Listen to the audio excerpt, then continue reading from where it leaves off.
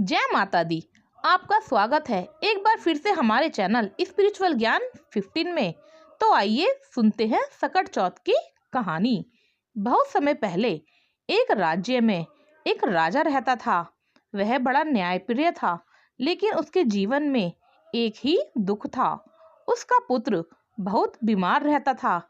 चाहे वैद्य बुलाएं, मंत्र कराएं, हवन कराएं, पर बच्चा ठीक नहीं होता था। राजा और रानी रोज भगवान से एक ही प्रार्थना करते थे, हे प्रभु, हमारे बच्चे को बचा लो। एक दिन चमत्कार हुआ। माघ मास की शक्ति चतुर्थी आई। महल में रहने वाली एक वृद्ध दासी रानी के दुख को देखकर बोली, महारानी, आज सकट चतुर्थी है।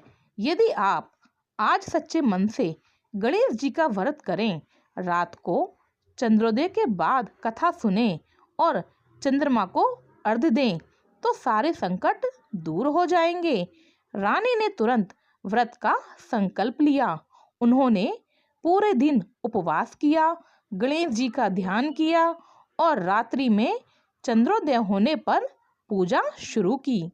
जैसे ही रानी ने अपनी श्रद्धा से गणेश जी की शक्ति कथा पूरी की, अचानक महल में एक दिव्य प्रकाश फैल गया।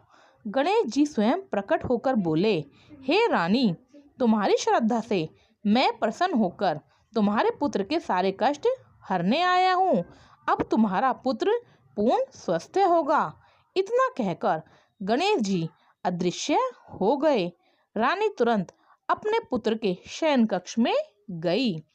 जो बच्चा महीनों से बिस्तर से उठ नहीं पा रहा था, वह अब उठकर बैठा हुआ था और मुस्कुरा रहा था। रानी की आंखों में खुशी के आंसू आ गए। अगले ही दिन राजकुमार पूर्ण स्वस्थ हो गया।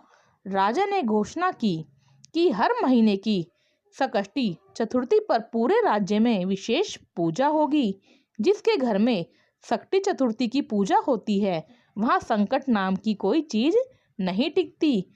समय बीता, राज्य में सुख समृद्धि बढ़ी। राजकुमार बड़ा होकर एक महान राजा बना और लोग आज भी कहते हैं कि सकट चौथ का व्रत संकटों को काट देता है और जीवन में खुशहाली ले आता है। बोलो भगवान गणेश की जय।